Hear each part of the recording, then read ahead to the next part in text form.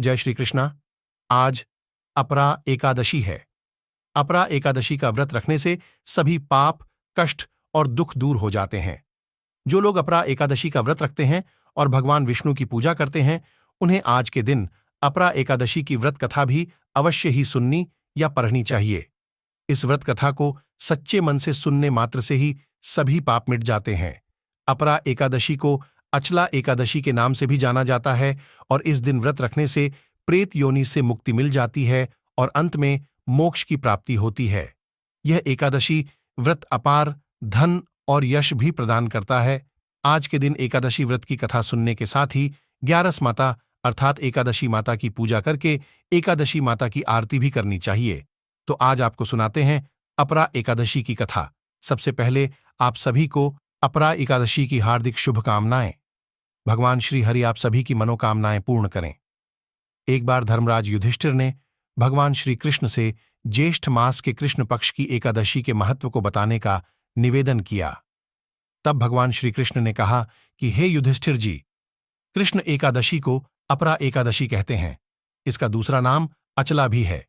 इस व्रत को करने से प्रेत, योनि, ब्रह्महत्या आदि पापों से मुक्ति मिल जाती है। एक समय की बात है, एक राज्य में महीध्वज नाम का राजा शासन किया करता था। उसका छोटा भाई वज्रध्वज बड़ा ही पापी था। वह अधर्म करने वाला, दूसरों के साथ अन्याय करने वाला और बड़ा ही क्रूर था। वह अपने बड़े भाई महीध्वज से घृणा और द्वेष करता था। इसके परिणाम स्वरूप उसने एक दिन अपने बड़े भाई के खिलाफ एक साजिश रची और एक रात उसने अपने बड़े भाई की हत्या करवा दी। उसके शव को ले जाकर जंगल में एक पीपल के पेड़ के नीचे गाड़ दिया।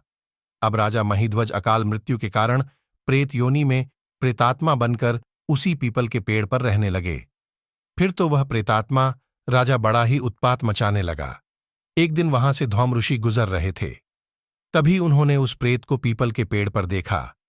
उन्होंने तपोबल से उस प्रेत राजा के बारे में सब कुछ पता कर लिया। तब उन्होंने प्रसन्न होकर प्रेतात्मा को पेड़ से नीचे उतारा और परलोक विद्या के बारे में ज्ञान दिया। धौम ऋषि ने उस प्रेतात्मा राजा को प्रेत योनि से मुक्ति दिलाने के लिए फिर स्वयं ही अपरा एकादशी का व्रत रखा। विधिपूर्वक अपरा एकादशी करने के बाद उन्होंने भगवान श्रीहरि से प्रार्थना की कि हे श्रीहरि, उनके द्वारा किए गए इसका पूरा पुण्य उस प्रेतात्मा राजा को मिल जाए ताकि उसे प्रेत योनि से मुक्ति मिल सके। भगवान विष्णु की कृपा से उस राजा को अपरा एकादशी व्रत का पुण्य मिल गया, जिससे वह प्रेत योनि से मुक्त हो गए। तब राजा ने दिव्य शरीर धारण किया और ऋषि को प्रणाम करते हुए धन्यवाद दिया। फिर वह राजा पुष्पक विमान में बैठकर स्वर्ग लोक को चले गए। इस प्रकार अपरा एकादशी का व्रत पितरों को भी मोक्ष प्रदान करने वाला है। यदि आप चाहते हैं कि आपके पितर संतुष्ट रहे, सदा आप पर प्रसन्न रहे, तो आज के दिन व्रत रखकर आप अपने द्वारा रखे गए व्रत का सारा पूर्ण अपने पितरों को भी प्रदान कर सकते हैं। ऐसा होने पर न केवल पितरों को प्रेत योनि से मुक्ति मिलती है, बल्कि उन्हें अंत में वैकुंठ लोक की भी प्राप्ति हो जाती है और ऐसे पितर प्रसन्न होकर सदा अपने परिवारजनों पर भरपूर आशीर्वाद बनाए रखते हैं। प्रेम से बोलिए 11 माता की जय, श्री विष्णु भगवान की जय।